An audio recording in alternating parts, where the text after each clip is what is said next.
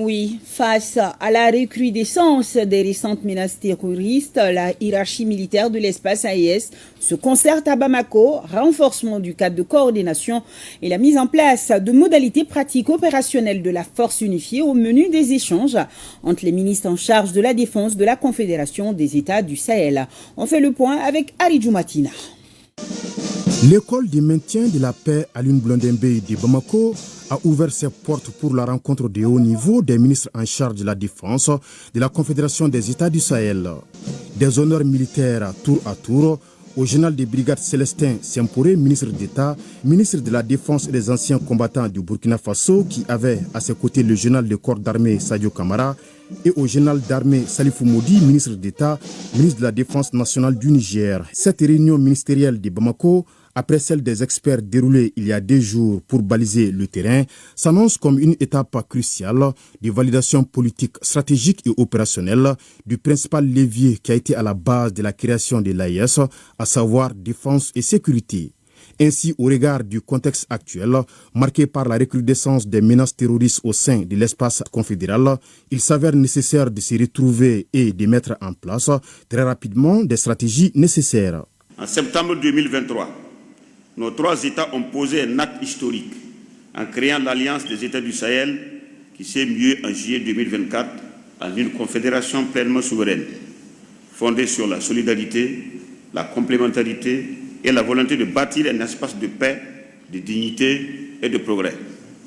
Aujourd'hui, face aux menaces multiformes qui pèsent sur nos territoires et nos peuples, nous sommes réunis pour donner corps à l'un des leviers les plus importants de notre intégration, la mise en place de la force unifiée de l'AES et nous permettre ainsi le renforcement de nos opérations conjointes et la formalisation du cadre de partage de renseignements.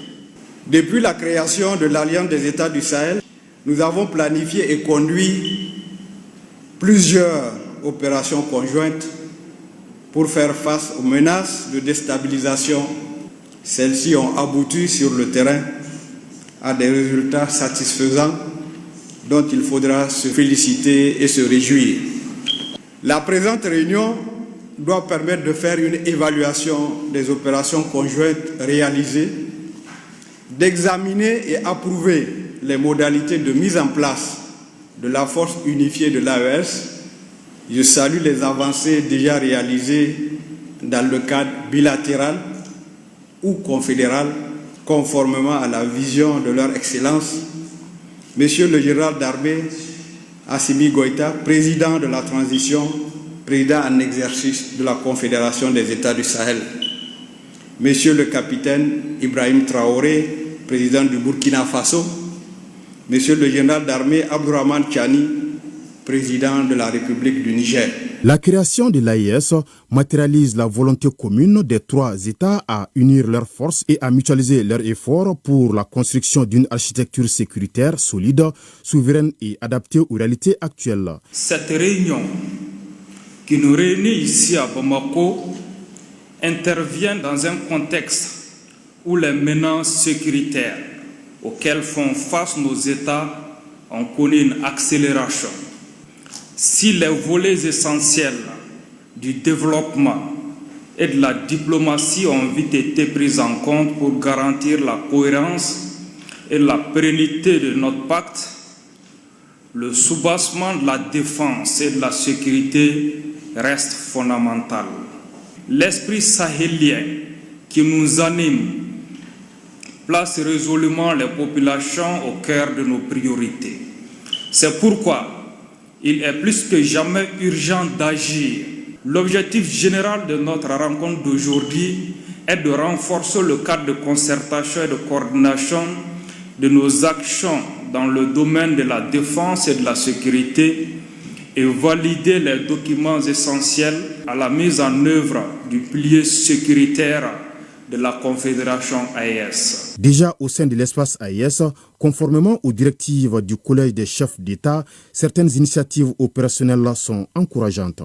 L'un des faits les plus marquants de ces derniers mois est sans doute la mise en place d'un cadre de concertation entre les chefs d'état-major des 3 pays de l'AES. Ce cadre a permis non seulement de renforcer la confiance mutuelle, mais aussi de concevoir et de conduire plusieurs opérations conjointes d'envergure dans notre espace commun. Ce cadre a élaboré un concept d'opération qui a servi de base pour la planification des opérations conjointes. Ces opérations coordonnées ont produit des résultats concrets. En tout cas, la réunion de Bamako des ministres en charge de la défense de l'AES, qui devra être sanctionnée par des recommandations, constitue un tournant majeur pour la consolidation des efforts en vue de la mise en place d'un outil de défense confédéral efficace et performant.